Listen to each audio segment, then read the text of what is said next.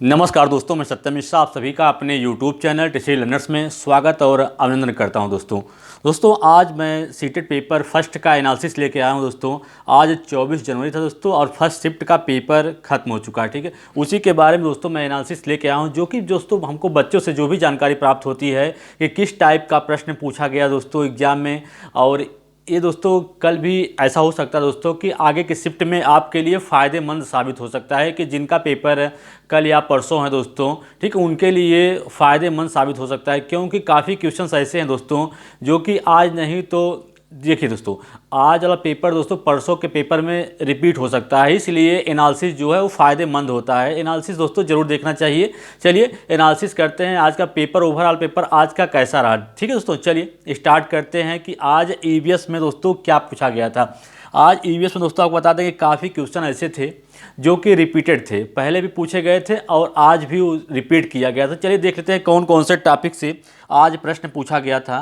तो आपको बता दें दोस्तों कि लद्दाख से, जैसे दोस्तों कल भी लद्दाख से कोल्ड जेट के बारे में क्वेश्चन पूछा गया था, तो क्वेश्चन आज भी रिपीट कर दिया गया था। ठीक है, इसके अलावा हाथी के वजन से दोस्तों पहले भी आपको, जब आपका पेपर उधर शिफ्ट में था दोस्तों, शुरू में जब स्टार्ट हुआ था तब भी हाथी के वजन से रिलेटेड क्वेश्चन पूछा गया था, और आज के पेपर में भी फिर से हाथी से के वजन से रिलेटेड प्रश्न आया था। ठीक है, उसके अलावा उल्लू से प्रश्न पूछा गया था, कि उल्लू के आँख से रिलेटेड प्रश्न पूछा गया था, किसकी आँख जो मनुष्य के समान होती है। ठीक है, तो उल्लू से एक प्रश्न था। उसके अलावा पक्षियों से 2 प्रश्न थे, उसमें कोयल से भी एक प्रश्न पूछा गया था।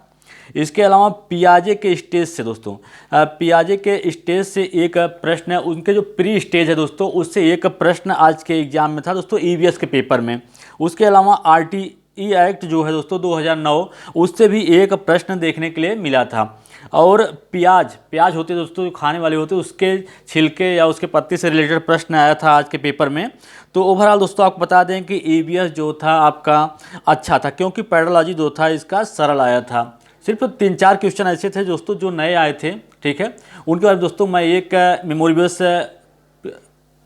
क्लास लेके आऊँगा दोस्तों, उसमें मैं आपको बताऊंगा कौन कौन से क्वेश्चंस आए थे। ठीक है, और घटपर्णी पौधा से भी रिलेटेड क्वेश्चन पूछा गया था। ठीक है, चलिए ये तो रहा दोस्तों ईवीएस से कौन कौन से टॉपिक से क्वेश्चन है। और आपको इन सब टॉपिक पर अगर कल आपका परीक्षा है तो थोड़ा दोस्तों इन सब टॉपिक पर थोड़ा ध्यान दे दीजिएगा। एक बार फिर सुन लीजिए, ईवीएस में आपके थे लद्दाख से क्वेश्चन पूछा गया था, हाथी के वजन से क्वेश्चन था, उल्लू से प्रश्न था, इसके अलावा पक्षी से 2 प्रश्न थे, उसमें एक पक्षी कोयल था। ठीक है, और पियाजे के प्री स्टेज से एक प्रश्न पूछा गया था, घटपर्णी पौधा से एक प्रश्न था, और आरटीई एक्ट जो है दोस्तों 2009 उससे एक प्रश्न था, और प्याज से एक क्वेश्चन पूछा गया था। ठीक है दोस्तों, तो ये रहा ओवरऑल ईवीएस का जो पेपर था दोस्तों। मिला जुला के आज का ईवीएस सरल आया था। ठीक है, क्योंकि पेडोलॉजी जो थी 15 नंबर की थी और इजी आया था। चलिए सीडीपी में जान लेते हैं कि किस किस टॉपिक पे प्रश्न पूछा गया था। तो सीडीपी में दोस्तों पियाजे से 2 प्रश्न पूछे गए थे, उसके अलावा वाइगोस्की से 2 प्रश्न, कोहलर वर्ग से 1 प्रश्न पूछा गया था।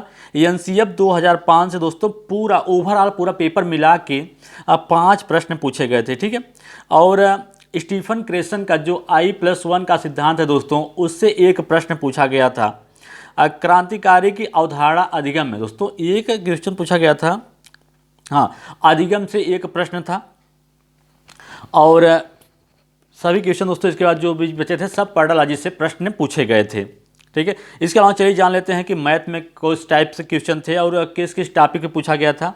यहाँ दोस्तों एक प्रश्न आपका यूनिट मेजरमेंट से 1 प्रश्न पूछा गया था, और 1 प्रश्न सीरीज से था, और मनी दोस्तों कैलकुलेशन पे 1 प्रश्न था। मल्टीप्लिकेशन अर्थात कह सकते हैं सिंप्लीफिकेशन से 1 प्रश्न था। उसके अलावा दोस्तों एक था, 4 संख्या दी गई थी दोस्तों, उसमें से जैसे 3 4 6 4 था, उसमें कह रहा था कि पहले 4 को 3 से कन्वर्ट करिए या 4 को 6 से, फिर नई और दोनों संख्याओं को का योग बताना था। ठीक है, और एक प्रश्न भिन्न से आया था। और पेडोलॉजी जो इसकी भी पेडोलॉजी दोस्तों सिंपल ही आई थी आज के प्रश्न में। और हिंदी में ये जानते हैं कि हिंदी में किस टॉपिक से प्रश्न पूछा गया था। हिंदी में दोस्तों एक कविता पूछी गई थी तारों के बेस पे, तारों के ऊपर एक कह सकते हैं कि एक कविता था, पोयम था, उस पर आप उस में दोस्तों व्याकरण से क्वेश्चन, सिर्फ पैराग्राफ देता है, सिर्फ पैराग्राफ से रिलेटेड एक प्रश्न रहेगा, बाकी दोस्तों उसमें भी व्याकरण से ही प्रश्न रहते हैं। जैसे अंधकार का संधि विच्छेद पूछा गया था और समानार्थी पूछा गया था। पैराग्राफ दोस्तों, एक पैराग्राफ पूछा गया था, गद्य जिसको कहते हैं गद्य पूछा गया था, और देशद्रोही के ऊपर पूछा गया था, और उसमें से पर्यायवाची पूछा गया था।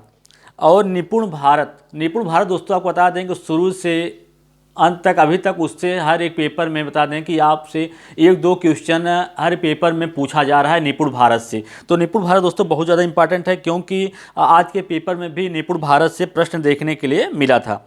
और स्टीफन क्रेशन दोस्तों, हिंदी में एक प्रश्न इनसे भी आया था, स्टीफन क्रेशन से, वही I+1 वाला। और शिक्षण में शिक्षक की क्या भूमिका होती है दोस्तों, उससे रिलेटेड एक प्रश्न पूछा गया था दोस्तों। ओवरऑल दोस्तों मिला के बताएं, आपका आज का पेपर जो था अच्छा था, ठीक है दोस्तों।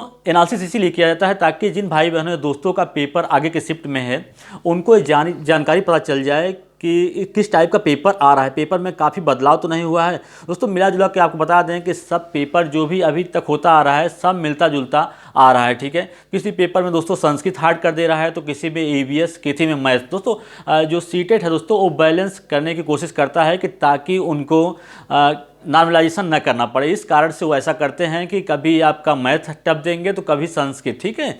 तो वो बैलेंस करने की कोशिश करें दोस्तों। इसी तरीके से दोस्तों अन्य जानकारी के लिए आप मेरे चैनल से जुड़े रहिए, मेरे चैनल को सब्सक्राइब करिए, ताकि मेरे द्वारा डाले गए प्रत्येक वीडियो का नोटिफिकेशन आपको समय से मिलता रहे दोस्तों। मेरे द्वारा दोस्तों सबसे सटीक विश्लेषण और सबसे स्पष्ट विश्लेषण किया जाता है।